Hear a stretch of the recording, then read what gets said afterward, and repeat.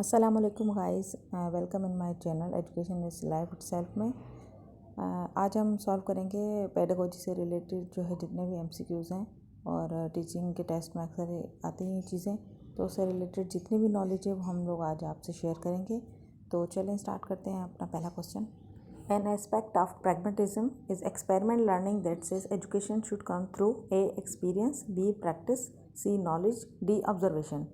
Answer experience है, क्योंकि pragmatism वाले बोलते हैं कि जो है वो चाइल्ड या बच्चे या जो लर्नर है वो सीखते हैं तो वो थ्रू एक्सपीरियंस से सीखते हैं। आपको बताती चलूँ, प्रैग्मेटिज्म एजुकेशन फ़िलासफ़ी की एक ब्रांच है। आगे नेक्स्ट क्वेश्चन है, वो भी प्रैग्मेटिज्म के हवाले से ही है। The idea of pragmatism in education philosophy tells that education should be about A virtue, B obedience, C life and growth, D shaping and good citizen. तो आंसर होगा लाइफ एंड ग्रोथ, क्योंकि pragmatism वाले बोलते हैं कि जो education है वो हम थ्रू आउट द लाइफ सीखते रहते हैं। जैसे हमारी ग्रोथ होती रहती है, हम एक्सपीरियंस से, सोसाइटी से अपने सीखते रहते हैं।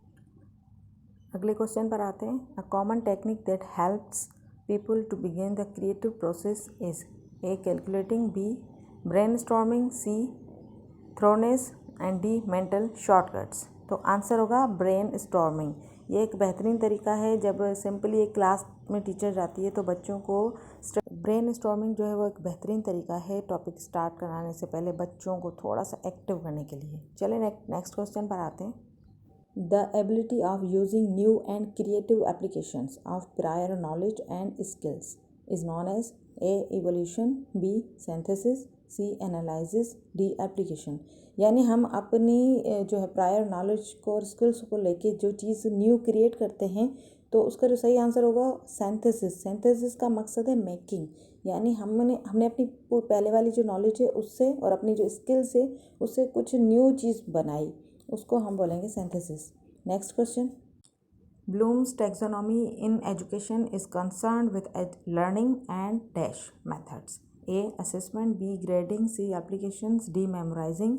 आंसर जो करेक्ट है वो है असेसमेंट। ब्लूम ने जो है वो उसने अपनी एक टैक्सोनॉमी बनाई, क्लासिफिकेशन बनाई, जिसमें उसने लर्निंग के जो है वो 3 डोमेन बताए थे। ये भी अक्सर क्वेश्चन आते हैं। तो फर्स्ट जो है वो कॉग्निटिव डोमेन है जो हमारे दिमाग से रिलेटेड होता है। उसके बाद अफेक्टिव है जो हमारे इमोशन से रिलेटेड होता है। थर्ड डोमेन जो है वो साइकोमोटर है जिसको हम अपने सेंसेस से, अपने हाथों से करके जो सीखते हैं। नेक्स्ट क्वेश्चन है, the process of decomposing information into its components so that it could be examined and understood is known as A evolution, B synthesis, C analysis, D application. Answer होगा एनालिसिस। अच्छा, ये question जो है ये भी blooms taxonomy का ही है। Blooms taxonomy की जो डोमेन्स हैं उसमें ये सारी सीरीज़ पूरी लिखी हुई है। इसको मैं डिटेल में एक पूरी वीडियो बनाऊंगी ब्लूम्स टैक्सोनॉमी में। चलिए अपने नेक्स्ट क्वेश्चन पर आते हैं। According to the psychologist Edward Thorndike, learning is about responding to A analysis, B change, C experiment, D stimuli. Answer होगा स्टिम्युली। अब अच्छा, ये एडवर्ड थॉर्नडाइक जो है इसने जो है एक एक्सपेरिमेंट किया था, उसके थ्रू उसने बताया था कि जो हम जो है सीखते हैं, रिस्पॉन्ड करते हैं कुछ चीज़ को, तो वो करते हैं हमारी स्टिम्युली से। तो इसके ऊपर भी मैं एक डिटेल पूरी वीडियो बनाऊंगी थॉर्नडाइक पर। According to John Dewey, the responsibility of schools is to prepare students for A. present life, B. future life, C. entrepreneurship and D. research। John Dewey का जो फोकस होता था वो होता था कि प्रेजेंट लाइफ जो है वो हमें कैसे गुजारनी है, कैसे सीखना है, कैसे अपने एक्सपीरियंस को जो है वो अपनी स्किल्स को जो है वो डेवलप करना है, न्यू चीज़ किस तरह क्रिएट करनी है, सोसाइटी से किस तरह इंटरेक्ट करना है।